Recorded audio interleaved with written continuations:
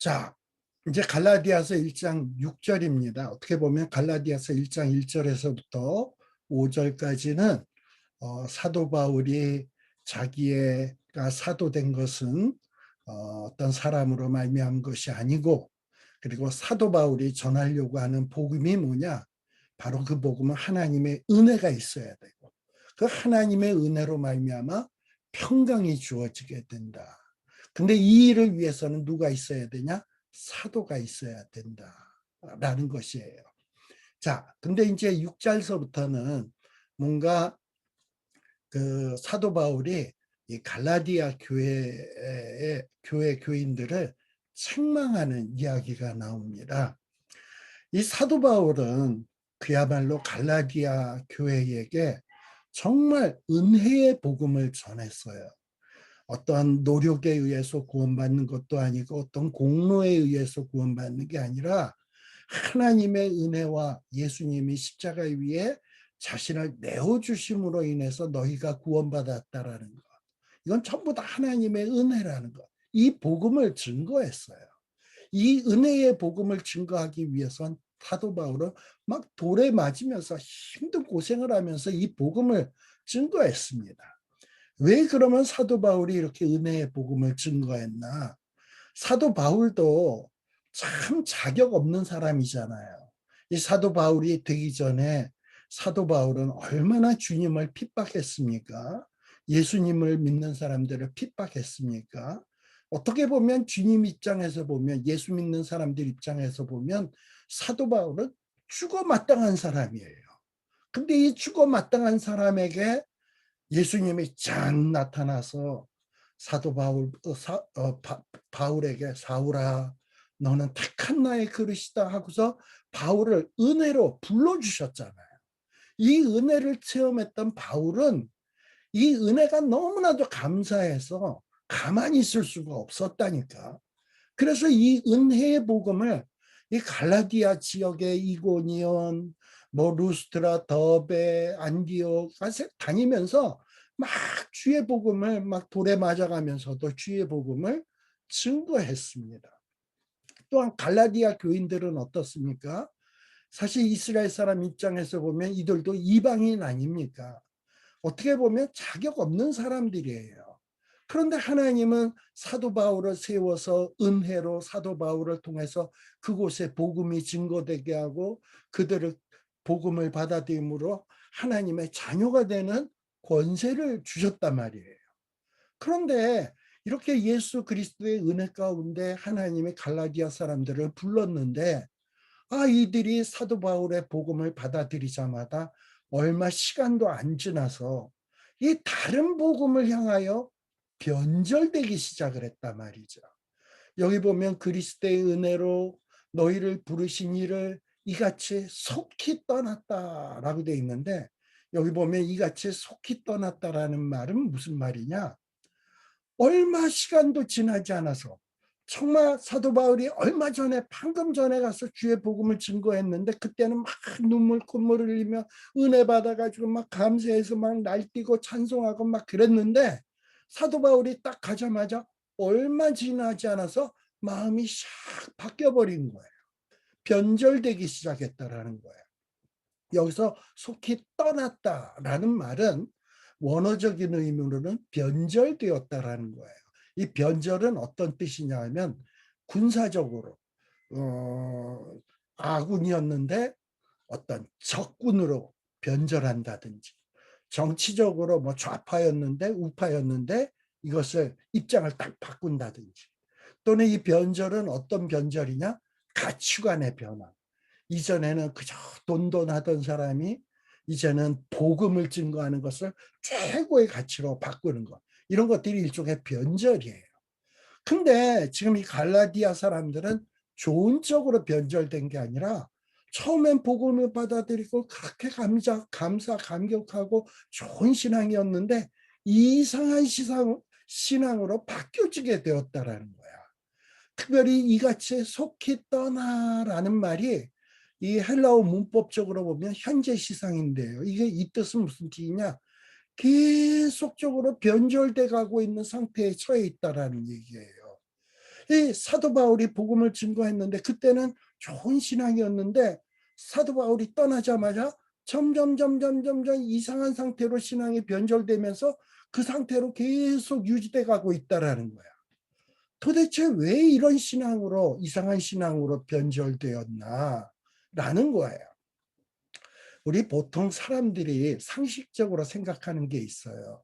그게 뭐냐면 지성이면 감천이다.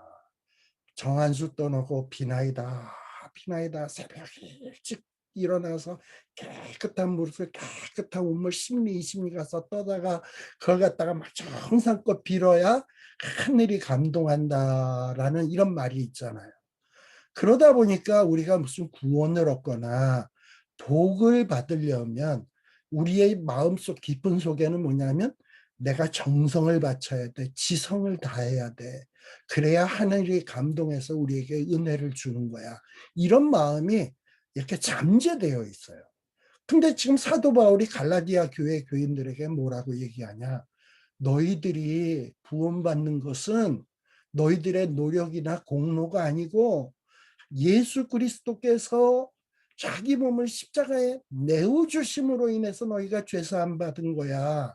그리고 너희들이 이 악한 세상에서 구원받은 거야. 그리고 이 예수님만 그렇게 한 게 아니라 그것이 곧 아버지 하나님의 뜻이야. 그리고 그거로 말미암아 너희들이 평강을 얻게 된 거야. 이렇게 가르쳤거든요. 그때는 그런가 보다 하고, 야, 정말 우리가 한 것도 없는데 예수님이 다 해주시고 하나님의 뜻대로 다 해주시고 그래서 이렇게 우리가 놀라운 구원을 얻어서 이 얼마나 감사하냐 이러고서 감사가 넘쳐났는데 시간이 지나면서 야, 이거 그러면 구원이라는 게 너무 쉬운 거 아니야? 평강 얻는 게 이렇게 쉬운 거야? 좀 이상하다. 지성이면 감천인데 우리가 지성을 바친 게 뭐가 있어? 정성을 바친 게 뭐가 있어? 근데 하나님의 은혜로 됐다고? 하나님의 은혜로 우리가 이렇게 놀라운 평강을 얻게 되었다고? 아, 이거 좀 뭔가 이상해. 뭐 이런 마음이 스물스물 들기 시작하는데 이 유대주의자들이 들어와서 너희들도 뭔가 값없이 받았다고 하니까 찜찜하지? 그런 게 어디냐? 너희들이 구원받으려면 너희들도 정성을 보여야 돼. 율법을 지켜야 돼. 그리고 너희들이 계명을 순종해야 돼. 할례도 받아야 돼. 막 이러면서 뭔가 인간이 해야 될 일들을 자꾸 이야기해 주는 거야. 그러다 보니까 사람들이 정말 믿음이 흔들흔들하면서 이 유대주의자들, 이 적그리스도 같은 이 유대주의자들의 꼬임에 넘어가 가지고 이상한 신앙으로 변질되기 시작을 한 거예요. 근데 이런 모습을 본 사도 바울이 뭐라고 얘기하냐? 야, 너희들이 하나님의 은혜로 너희를 부르셔가지고 너희들이 감격했는데 그땐 그렇게 좋은 신앙이었는데 내가 떠나자마자 어떻게 이렇게 속히 떠나서 이상한 신앙으로 변질될 수가 있냐? 이거 참 이상하다. 내가 참 이상하게 여긴다. 라고 얘기하는 거예요. 여기서 이상히 여긴다라는 말은 뭐냐? 이 헬라어 원어적인 뜻에는 어떤 뜻이 있냐면 이상히 여긴다, 놀랐다라는 거예요. 그리고 또 어떤 뜻이 있냐?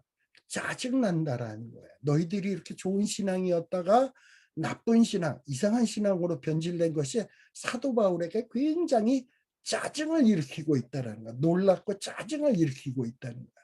그래서 너희들 참 이상하다 이 얘기는 또 책망의 의미도 함축되어 있어요. 사도 바울은 이 복음을 받아들인 지 얼마 안 돼서 어떻게 이렇게 금방 변질될 수가 있나? 아주 지금 경악을 하고 있는 거예요. 짜증을 내고 있는 거예요. 내가 그렇게 돌에 맞으면서 주의 복음을 증거했는데 어떻게 이렇게 변질될 수 있나? 그래서 사도 바울이 상당히 지금 매우 불쾌한 마음을 갖고 있습니다. 사실 구원을 얻기 위해서는 할례를 받아야 돼. 계명을 지켜야 돼. 아무것도 한 것 없이 어떻게 공짜로 구원을 얻니? 그런 일이 어떻게 있을 수 있니? 참 이런 얘기가 굉장히 논리적이고 현학적이고 매력적인 것 같아. 그게 상식으로 맞는 것 같아. 근데 여러분 분명히 아셔야 돼. 어떤 우리의 행함, 할례를 행한다든지 계명을 행한다든지 뭐 우리가 어떤 정성을 보인다든지 그런 것들로 인해서는 절대로 구원을 가져다 줄 수가 없습니다. 이거 진리예요. 물론 우리가 율법을 행하고 계명을 지키는 것이 하나님에게 기쁨을 줄 수는 있지만 그것이 구원의 조건이 될 수가 없어요. 그 사실을 우리가 분명히 인식을 해야 합니다. 자, 그래서 사도 바울은 뭐라고 얘기하냐? 자꾸 유대주의자들이 할례 행해야 돼, 계명 행해야 돼, 그래야 너희들이 구원 얻어.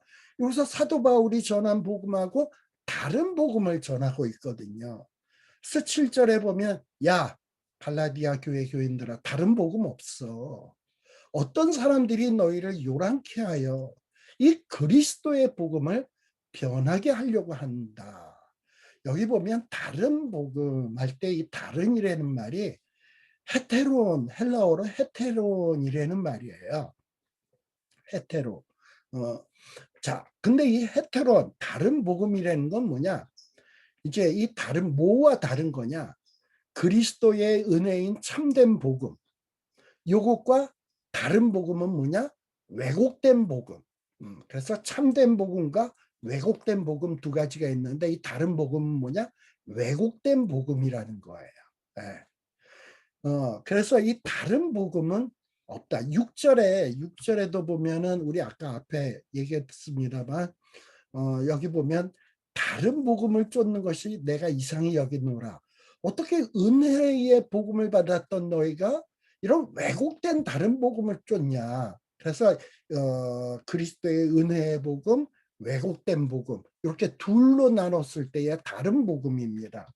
그런데 7절에서 얘기하는 다른 복음은 뭐냐? 요 다른 복음은 앞에 6절에서는 헤테론이라는 말을 썼는데 요 7절에서 요 다른은 어떤 단어를 사용하고 있냐면 알로라는 말을 사용하고 있어요. 알로. 요 알로라는 말은 어떤 거냐?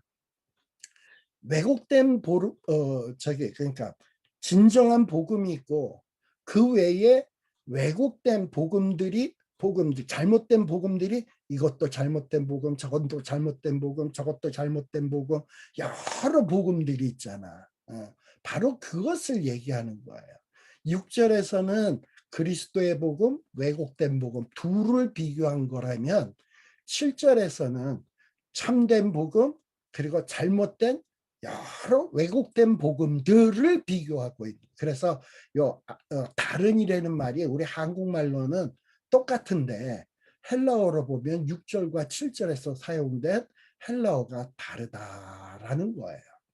그래서 우리가 이 세상에는 진정한 복음이 있고 이 복음을 가장한 여러 이상한 야릇한 이단 복음들도 참 많아. 이단에서 지들이 복음이라고 주장하는 것들이 참 많아.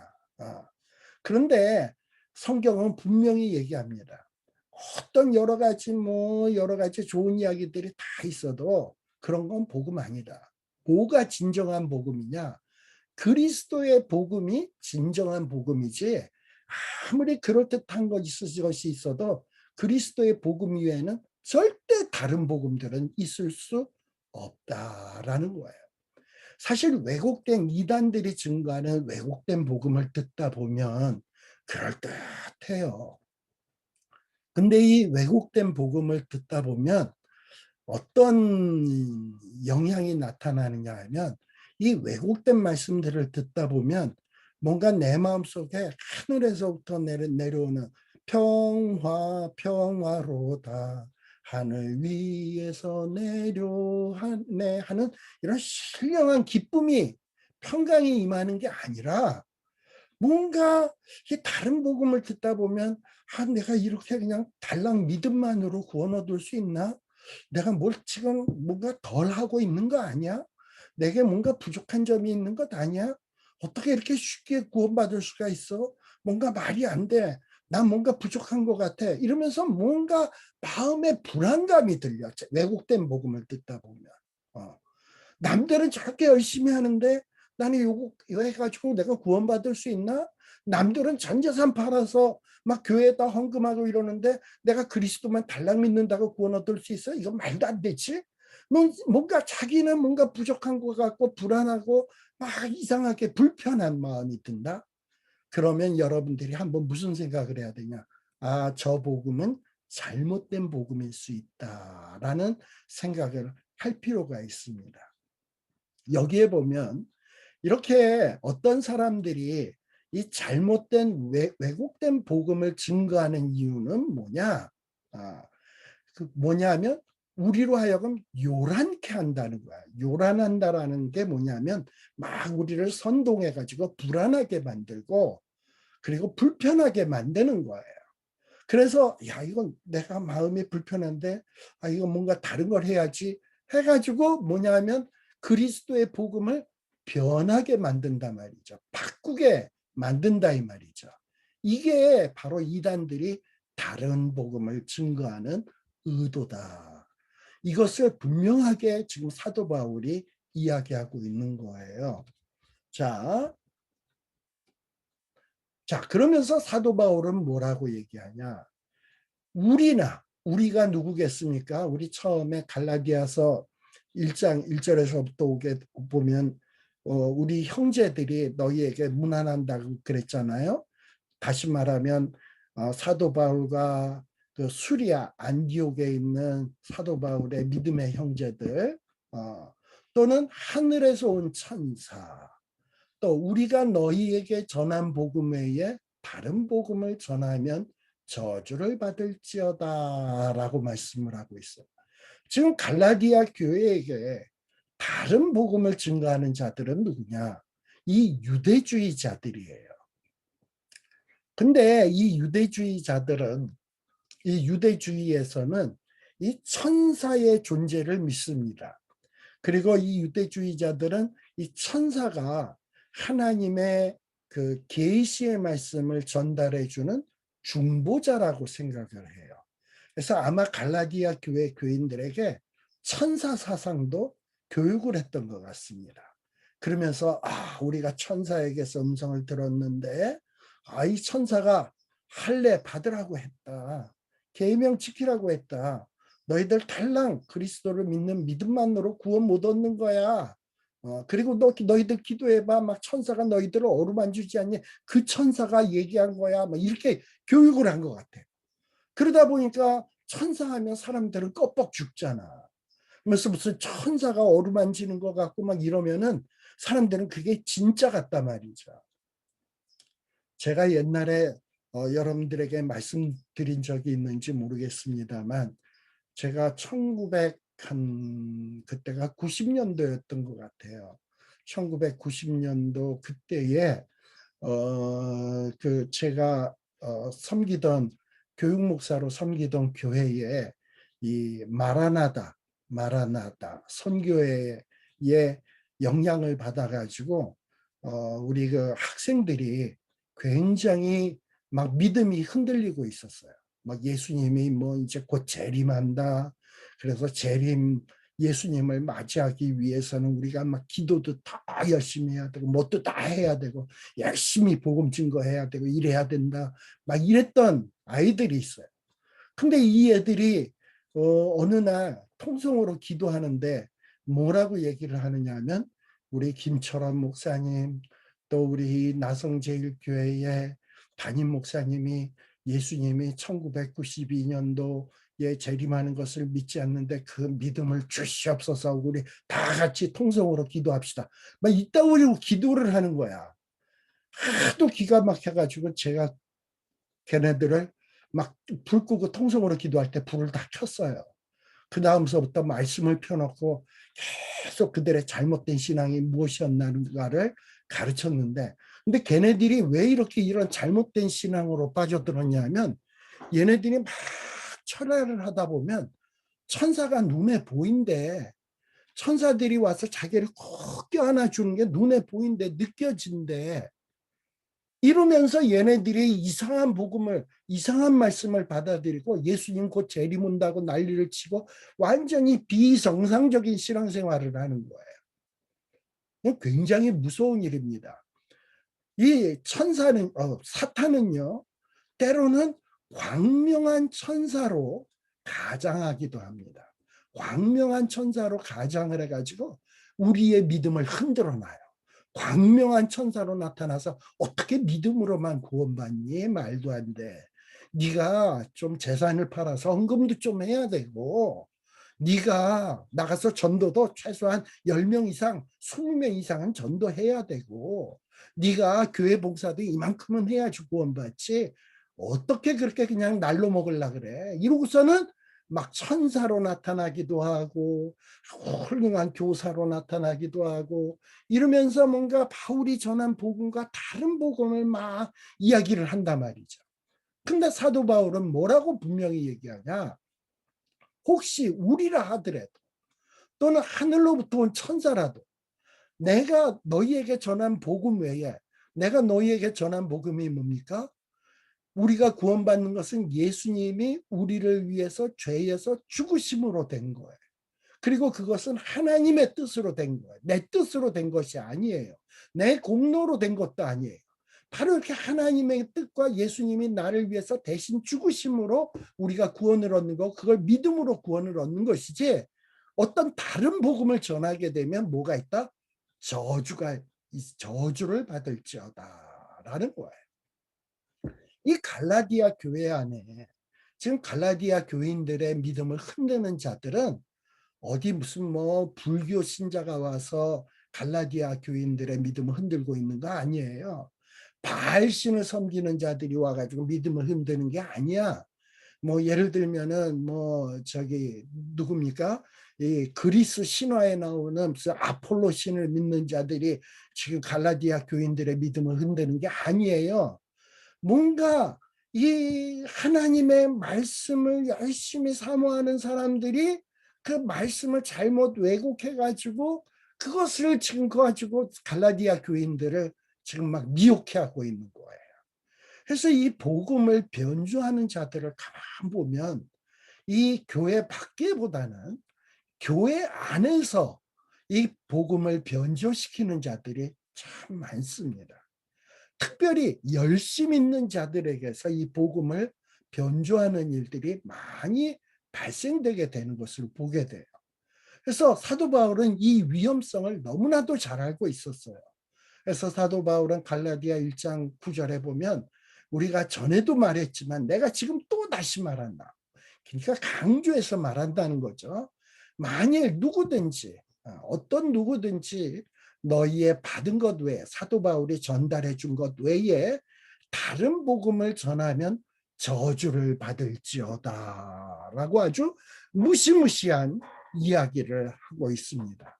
그래서 이 주님의 십자가의 공로 그리고 주님이 십자가를 지게 하신 하나님의 그 사랑의 뜻 그리고 우리의 능력이 아니라 하나님의 은혜로 되어졌다라는 것을 부인하는 자들은 누구든지 저주를 받을 것이다 라고 바울은 확실하게 이야기를 하고 있습니다.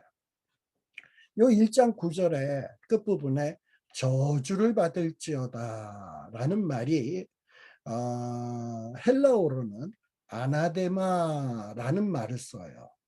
또 이 저주에 해당되는 단어가 헬라어에 뭐가 있냐면 카타라라는 말도 있어요. 카타라. 그러니까 우리 한국말은 똑같이 발음이 저주인데 헬라어로는 아나데마라는 저주도 있고 카타라라는 저주가 있어요. 자, 이게 어떻게 다르냐? 지금 십자가를 부인하는 자들은 저주를 받을지어다라고 할 때 이 저주는 아나데마예요. 이 아나데마는 어떤 뜻이냐? 이 우상이 하나님 앞에 버림받아서 우상이 파괴되고 멸망하는 것 그런 저주를 얘기하는 거야. 아나데마. 그러니까 십자가를 부인하는 자는 어느 누구를 막론하고 하나님이 우상을 박살낼 텐데 그런 저주를 받는다라는 거예요. 우상이 받는 그런 저주를 누가 받느냐?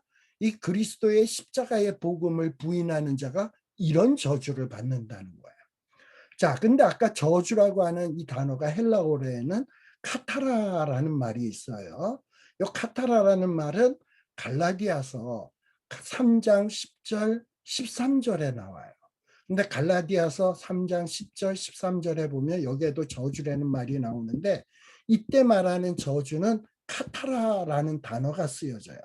근데 이때 이 카타라는 어떤 저주냐? 율법의 저주야. 율법의 저주. 율법에 보면 이 계명을 어떤 계명을 어기게 되면 어떤 벌이 있다라는 어떤 이런 저주의 내용이 있잖아요. 율법을 안 지켰을 때 주어지는 그 저주. 바로 그 율법을 안 지켰을 때 주어지는 그 저주를 카타라라고 얘기해요. 그런데 이 율법의 요구를 지키지 않았을 때 받는 그 저주를 누가 받으셨냐? 우리 예수님이 십자가 위에서 자신의 몸을 내어주심으로 율법을 어겼을 때 받아야 될 저주를 예수님이 한 몸에 다 안으시고 율법의 저주를 다 해결하셨어요. 그래서 우리는 예수 그리스도를 믿을 때 그 이 율법의 그 저주로부터 해방된 자가 되는 거예요. 즉 율법의 요구에서 해방됐다라는 얘기는 또 무슨 얘기냐? 예수 그리스도를 믿으면 율법을 다 이룬 것처럼 인정해 주시겠다라는 거예요. 율법을 다 이룬 것으로 인정해 주겠다. 그러니까 의롭다. 율법에 대해서 의롭다고 인정해 주겠다라는 거예요. 그래서 이 율법의 저주를 율법의 요구를 어겼을 때 받는 저주를 카타라인데 이 카타라를 예수님이 다 받으신 거예요. 여러분들이 율법 구약 5경에 나오는 이 율법을 볼 때마다 어떤 생각이 들어요? 야, 이걸 어떻게 내가 다 지켜? 야, 이걸 내가 어떻게 다 순종해? 이걸 내가 어떻게 다 할 수 있어? 그 율법의 내용을 볼 때마다 가슴이 답답해지지 않아요? 바로 사도 바울이 그랬어요. 내 마음으로는 이 율법의 요구를 다 내가 이행하고 싶은데 그런데 내 속에는 또 다른 이 육체의 법이 있어가지고 이 율법을 이루려고 하다가도 자꾸 죄의 법 아래로 끌려가는 것을 보는 거예요. 그러면서 내가 율법을 또 못 지켰네. 또 못 지켰네. 나는 이 율법의 저주를 받을 수밖에 없네. 나는 죽어 마땅하네. 이러면서 오호라 나는 공고한 자로다. 누가 나를 이 사망의 몸에서 건져내려 하면서 맨날 괴로워했던 게 이게 사도 바울이거든. 그런데 예수 믿는 자들은 보니까 자기보다도 윤리적으로 도덕적으로 한심한데도 불구하고 얼굴이 그냥 천사의 얼굴같이 평화로 가득 차 있단 말이죠. 저들 뭐 저 제대로 사는 것도 없이 저들이 왜 저렇게 행복할 수가 있어? 막 질투가 나고 화가 난단 말이죠. 그래서 예수 믿는 자들을 핍박했거든. 그러면서도 이 사도 바울에는 평화가 없었어요. 예수 믿는 자들을 핍박하면 핍박할수록 우리 사도행전 뒷부분에 나오듯이 가시체를 뒷발질하는 것 같았단 말이에요. 여러분들 가시체를 뒷발질하면 어떻게 될까요? 말이 가시체에다가 고무줄을 쭉 달아놓고 말꼬랑지에다 이렇게 달아놓고 말이 지나갈 때마다 흔들흔들 하다 보면 이 가시체가 말의 히프짝을 쿡쿡쿡쿡 찔릴 거 아니에요. 아프잖아. 그러니까 이 말이 그냥 아프고 따가우니까 에이 이 가시체 사라져 버려라 하고 발로 뻥 쳤단 말이지. 근데 고무줄이 열려 있으니까 휙 늘어났다가 멀리 가서 사라진 것 같았는데 더 빠른 속도로 휙 날아와가지고 히프짝에 가서 꽉 꽂히면 얼마나 정말 깜짝 놀라고 얼마나 아프겠습니까? 마치 바울의 심정이 그랬던 거예요. 자기의 이 답답한 마음을 뭔가 해결해 보려고 막 예수 믿는 사람을 핍박하면 핍박할수록 더 괴롭고 힘들어. 근데 그러던 어느 날 예수님을 다메섹에서 탁 만나고 구원은 내가 율법을 다 지킴으로 얻는 게 아니라 예수님이 나를 위해서 죽으셔야 그리고 그 사실을 믿어야 내가 구원을 얻는 거야. 그것은 또 하나님의 은혜에 의한 것이고 하나님의 뜻에 의한 거야. 그리고 그것을 내가 믿을 때 하나님이 나에게 평강을 주신다라는 것을 확실하게 깨닫게 되었어요. 그러다 보니까 사도 바울에서는 감사와 감격이 터져 나오고 눈물이 나오고 완전히 그리스도의 사람으로 바뀌어지게 되고 이 복음이 너무너무 좋아서 그 갈라디아 지역 교회에 목숨을 걸고 가서 돌에 맞으면서도 주의 복음을 증거했거든. 그래가지고 갈라디아 교회 교인들이 은혜를 받고 막 변화되는 것 같았는데 웬걸 바울이 떠나자마자 막 이들이 변질되는 것 같으니까 얼마나 가슴이 답답했겠습니까? 바로 지금 이 심정을 이야기하는 거예요. 그래서 내가 전한 복음 외에 암만 그럴듯해 보여도 다른 복음을 증거하면 저주를 받을 거야 라고 이야기를 하고 있는 겁니다. 그래서 이 복음이라는 거를 여러분들이 분명하게 이 복음이 뭔가를 알고 넘어가는 것이 굉장히 중요합니다.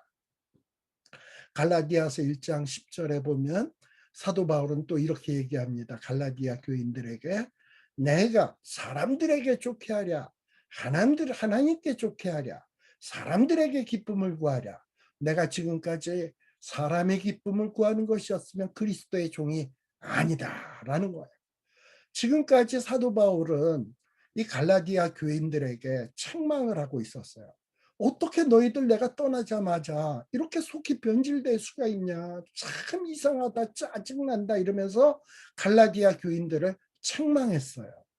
그리고 바울은 자기가 이런 책망을 하면 이 갈라디아 사람들이 이 사도 바울의 말을 듣기를 굉장히 기분 나쁘게 들을 수 있다는 걸 잘 알고 있습니다. 야, 내가 너희들 지금 책망한다고 너희들 기분 나쁘지? 그래, 기분 나쁠 수 있어. 나도 인정. 그렇다고 너희들 기분 좋으라고 내가 책망을 안 하냐?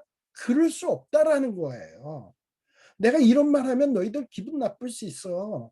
그러나 나는 너희를 기쁘게 하는 자가 아니라 하나님을 기쁘시게 하는 사도이기 때문에 너희들이 비록 꺼림직한 말이라도 하나님이 기뻐하신다면 나는 너희들에게 책망의 말이라도 해야 되는 거야 하고 지금 이야기를 하고 있는 겁니다.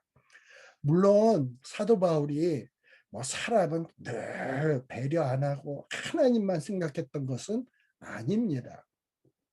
이 고린도전서 9장 19절에 보면 사도 바울은 되도록이면 사람들을 뭔가 이 사람들의 영혼을 구원하기 위해서 어떨 때는 사도 바울이 이 사람들의 비유를 맞춘 일도 참 많이 있었어요. 고린도전서 9장 19절에 보면 내가 사람을 얻기 위해서 내가 쓸 수 있는 모든 권리를 사용하지 않겠다. 사도 바울은 그 권리를 사용할 수 있어요.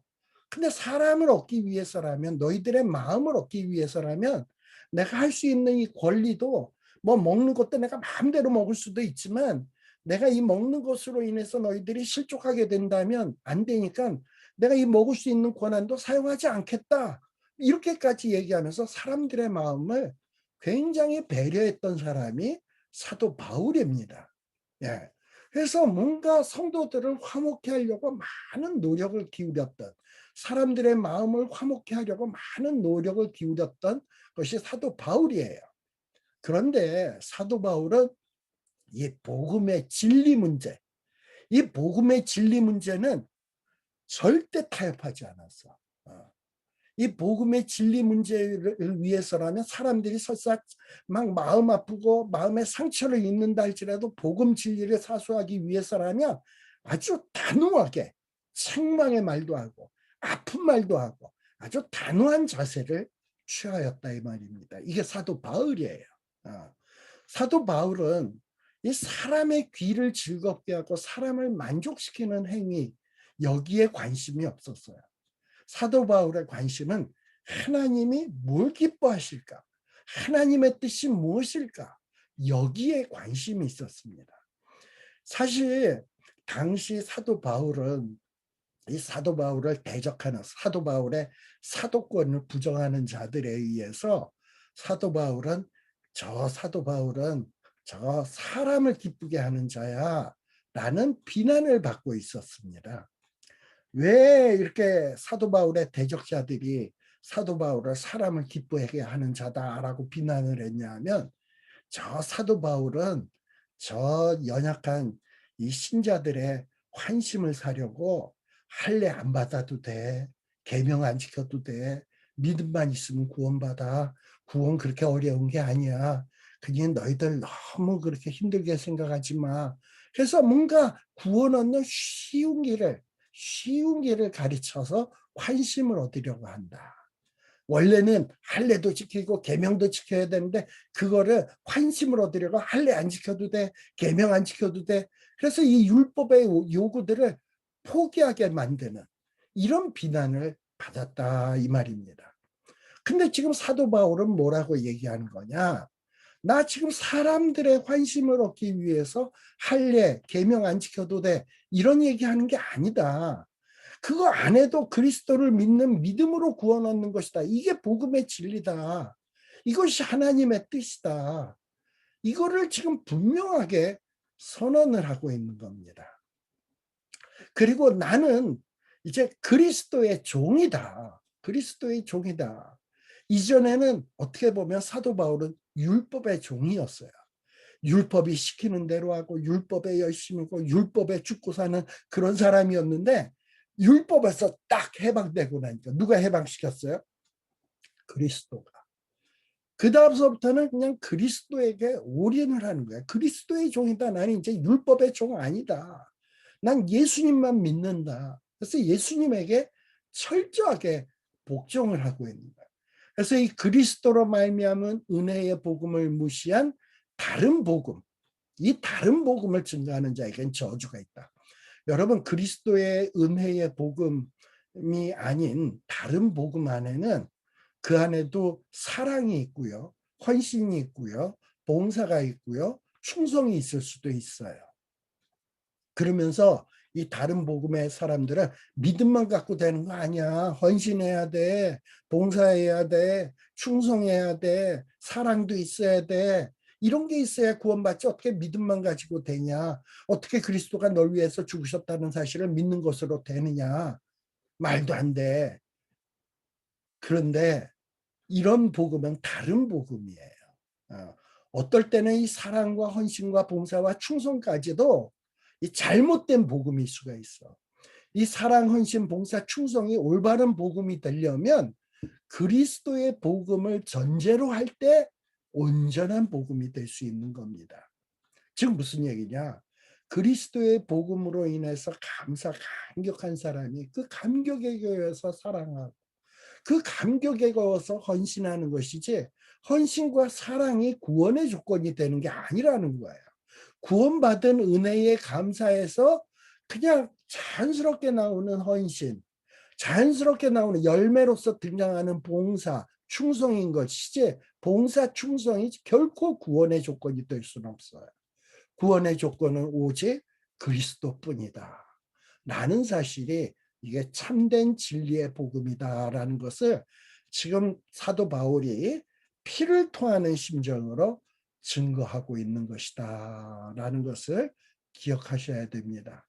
그래서 이 사도 바울이 뭐라고 얘기합니까? 형제들아, 이 갈라디아 교인들에게 형제들이라고 얘기를 하고 있어요. 그러면서 내가 너희에게 알게 하노니 내가 전한 복음이 사람의 뜻을 따라 된 것이 아니라. 우리말 성경에는 사람의 뜻이라는 말이 뜻이라는 글자가 있습니다만 헬라어 원문에는 뜻이라는 말이 없어요. 그래서 제가 괄호로 표시를 해놨습니다. 그래서 이 사도 바울이 전한 복음이 사람에 의해서 된 것이 아니다라는 말이에요. 특별히 여기 따라라는 말이 헬라어로는 카타라는 말을 쓰는데요. 전치사예요. 보통 이게 어떤 의미냐면 뭐뭇을 따라, 뭐뭇의 방법으로, 누구누구의 의지나 권위에서 비롯된 이런 뜻이에요. 자, 그러니까 지금 무슨 얘기냐? 사도 바울이 전한 복음은 사람에 따라서 된 것이 아니고 사람의 방법으로 된 것도 아니고 사람의 의지나 권위에 의해서 비롯된 것이 아니다라는 의미예요. 네. 즉 사도 바울이 전한 복음은 어떤 유대교 전통처럼 랍비나 어떤 현자에 의해서 비롯된 것도 아니고 어떤 기독교 어떤 사도에 의해서 비롯된 것도 아니고 사도도 그렇고 뭐 유대 랍비도 다 사람이죠. 사도에 의해서 비롯된 것도 아니고 또 사도 바울 자기 자신도 사람이죠. 자신에게서 비롯된 것도 더더욱 아니라는 거예요. 지금 사도 바울이 전하는 복음은 사울에 의해서 된 것도 아니고 사도들에 의해서 된 것도 아니고 유대 랍비에 의해서 된 것이 아니고 그들의 방법에 의해서 된 것도 아니고 그들의 권위에 의해서 된 것도 아니라는 거예요. 그러면 누굴 통해서 되어진 것이냐? 하나님의 뜻으로 말미암아 됐다라는 것이지. 예. 자, 그래서 이 유대교에서는 자꾸 율법을 지켜야 된다, 율법의 전승을 지켜야 된다라고 가르칩니다만 참된 복음은 뭐냐? 아니다. 율법, 전승 그게 아니고 그거랑은 다 무관하고 십자가에 자기 자신을 내어주신 그것이 바로 우리 죄 때문이라는 사실을 믿는 믿음으로 구원 얻는 것이다.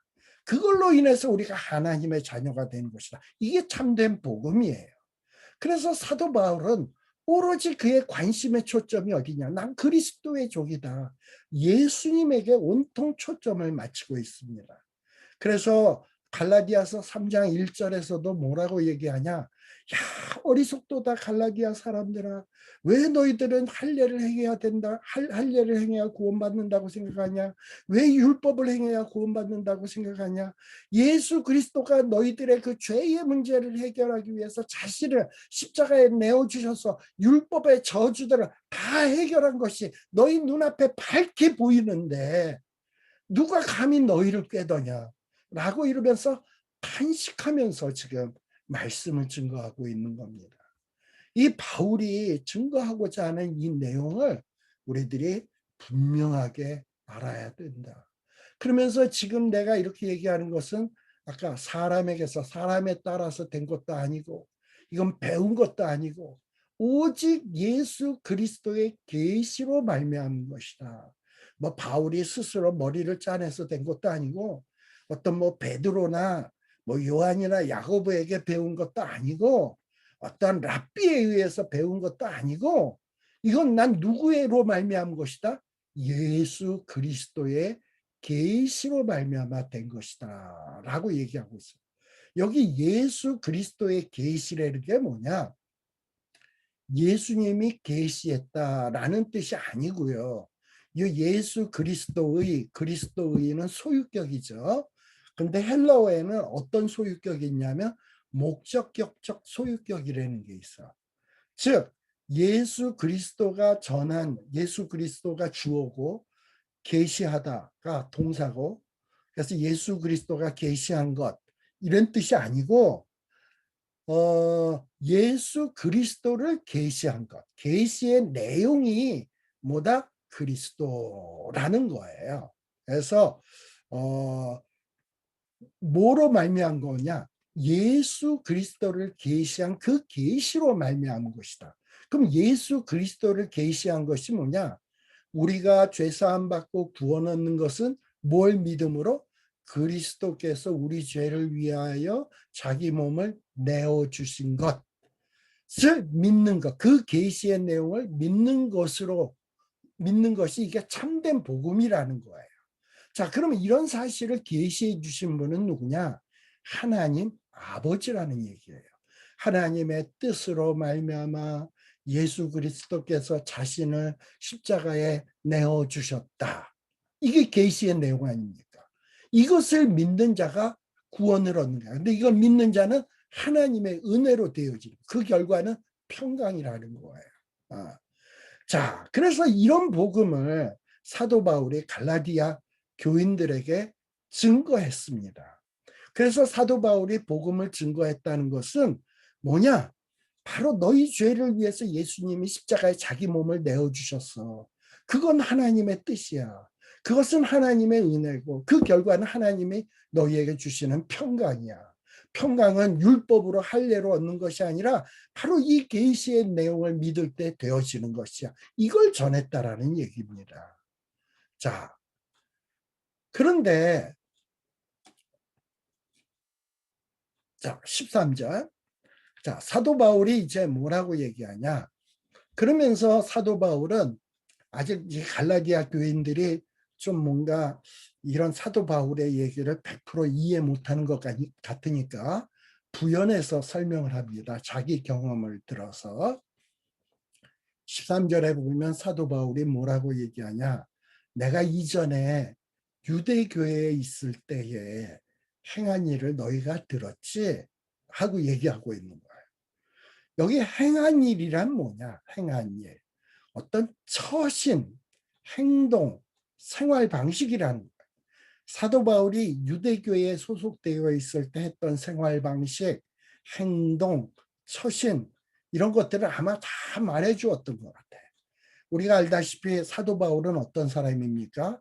나는 유대인 중에 유대인이요, 바리새인 중에 바리새인이요, 뭐 이러고서는 아주 율법에 철저한 사람 아닙니까? 이 사도 바울은 얼마나 율법을 철저히 지키려고 노력했는지 몰라. 바로 그 행한 일을 말하는 거예요. 이 사도 바울은 예수님을 만나기 전까지는 정말 유대교와 율법에 철저했던 사람입니다. 그렇게 살았던 사람이에요. 근데 그것이, 그런 열심히 했던 그것이 나에게 절대 평강을 가져다 주지 못했다라는 거예요. 그러다 보니까 내가 평강이 없다 보니까 예수님만 달랑 믿고선 구원 얻은 사람들이 막 그냥 기뻐하고 즐거워하는 거 보니까 질투가 나가지고 내가 하나님의 교회를 얼마나 핍박했냐, 그리고 잔해했냐. 그러면 그들을 핍박하고 잔해하면 기쁨을 얻었냐? 화평함을 얻었냐? 평강을 얻었냐? 그렇지 않다 이 말이에요. 지금 사도 바울은 그 얘기를 하고 있는 거예요. 내가 이전에 유대교에 그렇게 열심히 였는데도 나에게 기쁨이 없었다. 그리고 그리스도인들을 핍박해도 기쁨이 없었다. 지금 이야기를 하고 있는 겁니다. 근데 왜 너희들 유대주의자들이 와서 율법 지켜라 하는데 거기에 혹해가지고 넘어가고 있느냐라고 이야기를 하고 있는 겁니다. 갈라디아서 1장 14절에 보면 사도 바울은 이렇게 얘기합니다. 내가 동족 중 여러 연갑자보다 유대교를 지나치게 믿었다라고 돼 있어요. 여기 연갑자라고 우리가 잘 쓰지 않는 말이 나오는데, 연갑자라는 뜻은 뭐냐면 동년배라는 뜻이에요. 동년배. 또 여기에 보면 지나치게 믿었다. 그러니까 너무 과하게 믿었다 이런 뜻이 아니고, 이 말의 원뜻은 어떤 말이냐면 개척자로서 길을 열어가는 것. 지금 무슨 얘기냐?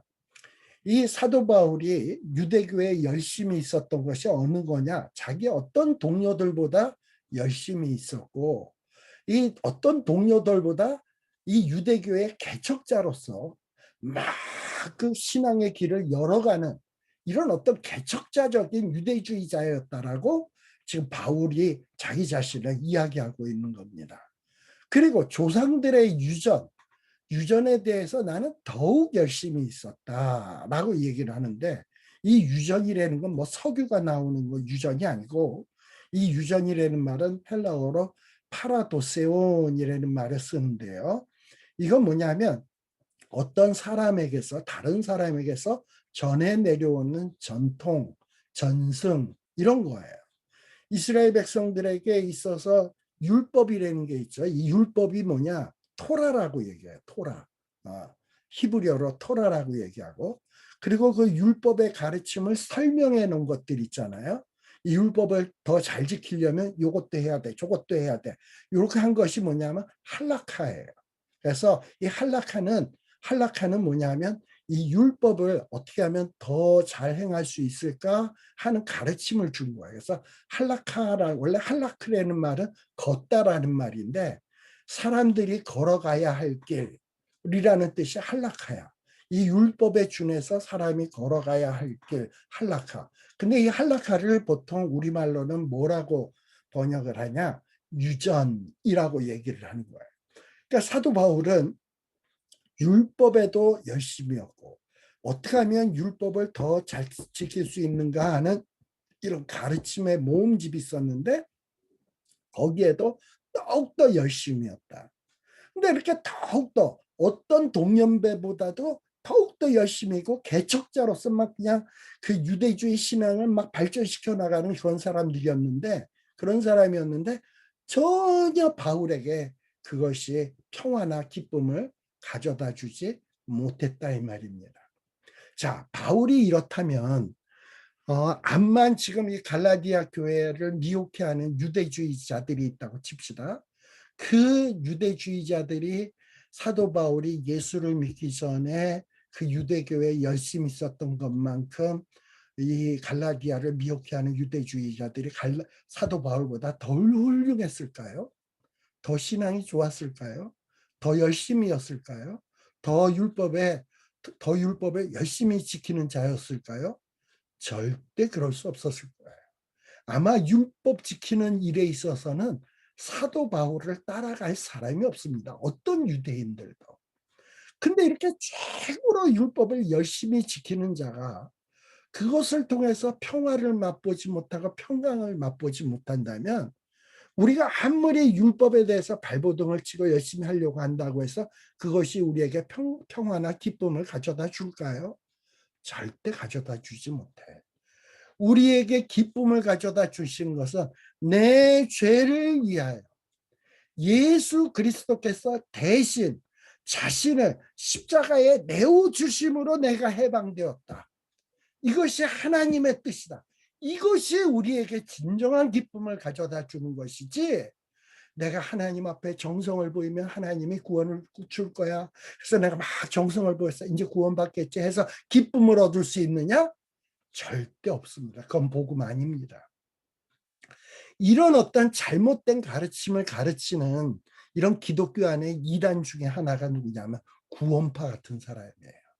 이 구원파 사람들은, 야, 너 뭐 예수 믿는 것만큼 그거를 구원받을 수 있는 줄 알아? 아니야.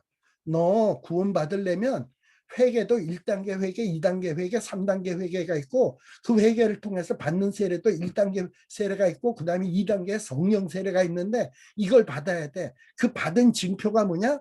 네 입에서 방언이 나와야 되고, 네가 신비한 어떤 은사 체험을 해야 그것이 네가 구원받았다라는 증거야.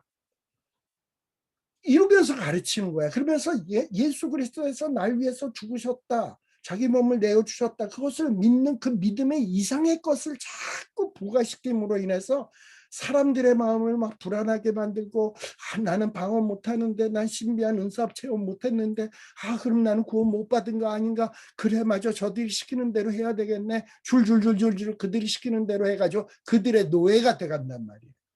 이렇게 잘못된 가르침을 가르치게 되면 하늘에서 내려온 천사라 할지라도 저주를 받을지어다. 그 저주가 어떤 거라고요? 우상이 그냥 박살나는 그런 저주. 그런 저주를 받을 것이다라고 지금 바울은 무시무시하게 얘기하고 있는. 근데 이렇게 바울이 이렇게 강력하게 얘기할 수 있는 게 뭡니까? 자기가 과거에 어떤 영갑자보다도 자기가 율법에 열심히 있는 자였고, 율법에 있어서는 난 개척자였다. 근데 그거 해보니 해결 안 됐다. 그럼 내가 해결받은 것은 뭐냐? 그리스도를 믿음으로 해결됐다. 근데 왜 여기서 벗어나려고 하느냐? 이것을 가르치는 것이 이게 지금 사도 바울의 주된 핵심 메시지다라는 것을 기억하십시오. 자, 이렇게 사도 바울은 아무리 좋은 말이라 할지라도 조상들의 유전, 어떤 세상의 학문 쫓는 것, 이것이 뭐 이치에 맞고 논리적이고 현학적이고 상식적이고 한 것 같다 할지라도 그건 그리스도를 따르는 것이 아니라고 분명히 선언을 합니다. 이건 갈라디아서에서만 얘기하는 게 아니라 골로새서에서도 이야기해요. 골로새서 2장 8절에 보면 누가 철학이 뭐예요? 지혜의 학문이에요. 아주 논리적인 학문이에요. 그리고 헛된 속임수로 너희를 노력할까 주의하라. 이것이 뭐다? 사람의 유전과 세상의 초등학문을 쫓으며 그거는 그리스도를 쫓음이 아니니라. 그래서 내 죄의 문제는 예수의 피밖에 없다. 이것을 쫓는 것이 참된 복음이다라는 사실을 여러분들이 반드시 마음속에 새기고 간직하셔야 됩니다. 갈라디아 교회를 변질되게 했던 그 무리들의 주장한 내용, 즉 뭐냐? 예수만 믿는 것으로 안 돼. 율법 지켜야 돼. 그거 거짓입니다. 사도 바울은 이것을 깨달았어요.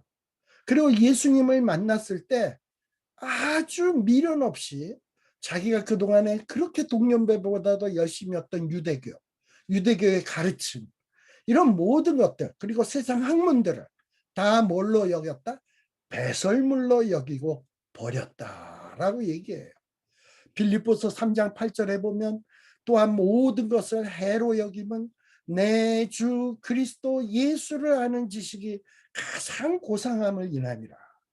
내가 그를 위하여 모든 것을 잃어버리고 어떤 영갑자보다도 뛰어난 율법의 지식, 율법의 열심, 율법의 개척자적 정신, 이런 모든 것들도 다 잃어버리고 배설물로 였고, 내가 구원 얻은 것은 예수님이 날 위하여 자기 자신을 내어주신 그 공로로 인해서 내가 구원받았다. 그래서 오로지 관심의 대상이 누가 되었냐? 예수 그리스도. 예수 그리스도. 이게 사도 바울이 깨달은 내용입니다.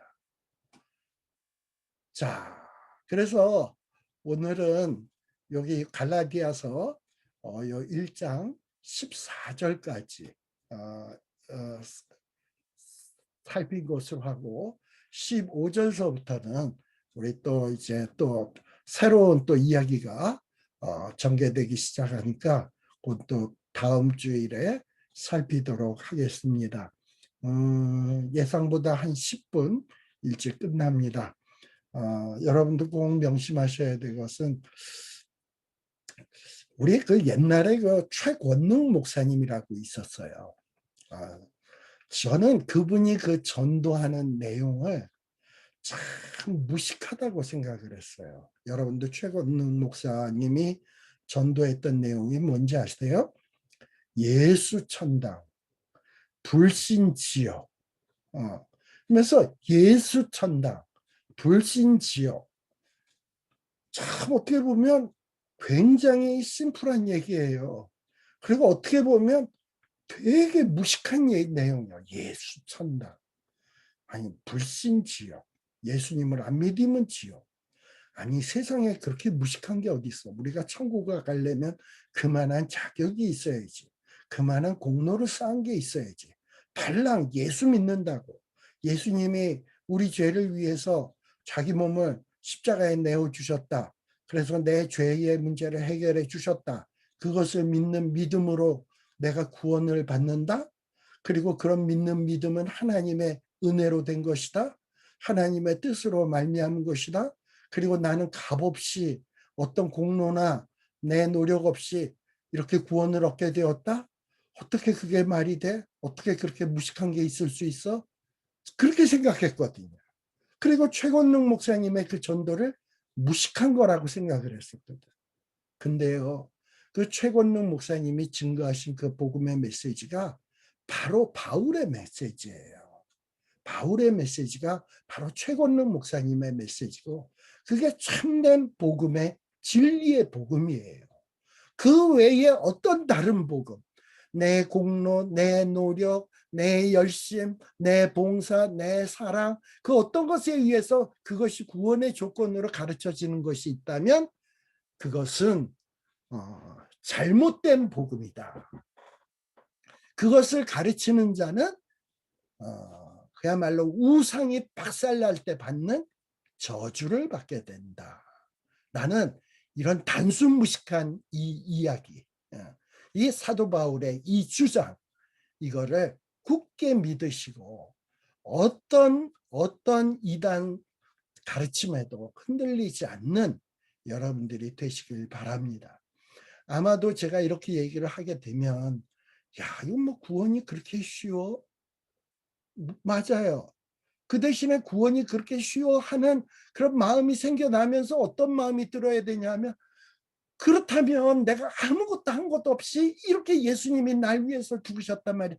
감격이 나와야 되는 거야. 감격이. 너무너무 감사해야 되는 거야. 내가 아무것도 한 것 없는데 그 존귀하신 예수님이 내 죄 문제를 위해서 십자가에, 그 몇시천대 십자가에 자기 몸을 내어주심으로 내 죄의 문제가 해결이 됐다? 이거 얼마나 감사한 일입니까? 정말 내 힘으로는 죽었다 깨어나도 해결할 수 없는 문제가 예수님으로 말미암아 해결되지 않았어요. 내가 아무리 열심히 있은들 사도 바울보다 열심히 있을까? 아무리 내가 신앙의 개척자라고 한들 사도 바울보다 개척자였을까? 우린 죽었다 깨나도 거기 못 따라가. 설사 따라간다 할지라도 바울하고 똑같아. 오라 사망의 몸에서 누가 나를 건져내랴. 100% 율법을 지키려고 했는데 자꾸 죄의 법이 나머지 1%, 2%를 못 지키게 해가지고 사도 바울을 괴롭히는 그 괴로움 속에 우리도 빠져들 수밖에 없어요. 근데 이 문제가 예수 그리스도께서 자신을 십자가에 내어주심으로, 내 죄의 문제를 해결하기 위해서 내어주심으로, 이게 또 뭐다? 하나님의 뜻이에요. 이 하나님의 뜻으로 말미암아 이렇게 예수님이 내어주심으로 우리가 죄와 사망의 법에서 해결되었어요. 그리고 이 세상에서 악에서 뒹굴지 아니하고 이제 빛과 소금의 직분을 감당할 수 있는 자로 변화되게 되었다니까. 이게 바로 주의 은혜입니다. 바로 이 주의 은혜를 깨달을 때 우리 마음속에는 감사와 감격이 나오는 거예요. 그리고 그 감사와 감격에 입각해서 이제 봉사도 나오는 것이고, 사랑도 나오는 것이고, 헌신도 나오는 것이고, 순종도 나오는 것이지, 봉사, 헌신, 순종, 사랑, 이것이 절대 구원의 조건이 될 수 없습니다. 구원의 조건은 오직 예수뿐이다. 예수뿐이다 라는 사실을 여러분들이 꼭 명심하시길 바랍니다.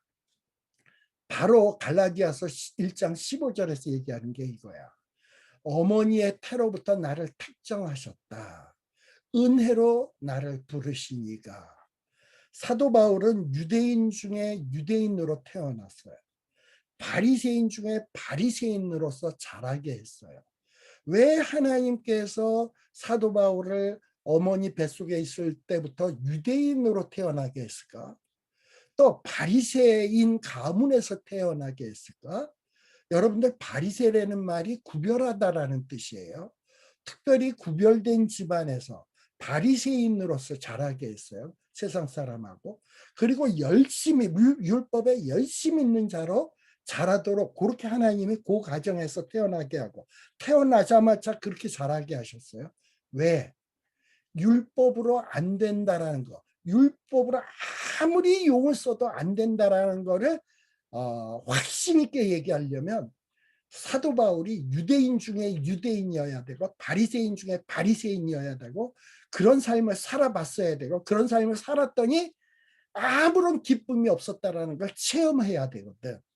그래서 하나님은 사도 바울을 이렇게 복음을 위한 사도로 만들기 위해서 아예 태어날 때 율법의 철저한 집안에서 태어났어. 그리고 율법으로 안 된다는 것을 철저하게 경험하게 만들었어. 아주 뼈저리게 경험하게 만들고서 때가 됐을 때 하나님이 어떻게 됐냐. 봐라, 네 힘으로 안 되지. 이것은 은혜로만 되는 거야. 그러면서 하나님이 은혜로 예수 그리스도를 다메섹 가른 도상에서 나타나게 하시고, 이 사도 바울이 그 다음에 꼬꾸라져 가지고 이 광야에 나가서 떼굴떼굴 구르면서 하나님 앞에서 씨름하던 때 하나님의 은혜로 복음을 깨닫게 하시고, 하나님이 사도 바울에게 사도로 부르시고 사도로 사용하게 된 거예요. 그래서 지금 사도 바울은 내가 왜 유대인의 몸에, 유대인의 어머니의 태로부터 태어났을까? 왜 바리새인 집안의 여인의 태로부터 내가 태어났을까? 그리고 때가 되면 은혜로 하나님이 부르셨을까? 이런 얘기를 하고 있다라는 겁니다. 이 부분에 대해서는 다음 주일에 좀 더 구체적으로 살피도록 하겠습니다. 수고 많으셨습니다. 오늘 그러면 이걸로 마치도록 하겠습니다. 기도하겠습니다. 하나님 아버지, 참 하나님께서는 우리에게 귀한 복음을 우리에게 주시기 위해서, 또 믿게 하기 위해서, 복음으로 말미암아 구원 얻고 하나님의 자녀가 되게 하기 위해서, 하나님의 뜻으로 말미암아 또 예수님께서 자기 자신을 십자가에 내어주심으로 말미암아 우리를 죄와 사망에서 구원해 주셨습니다. 그리고 이 복음의 내용을 믿음으로 말미암아 우리가 거룩한 하나님의 자녀가 되게 되었습니다. 이것이 복음입니다.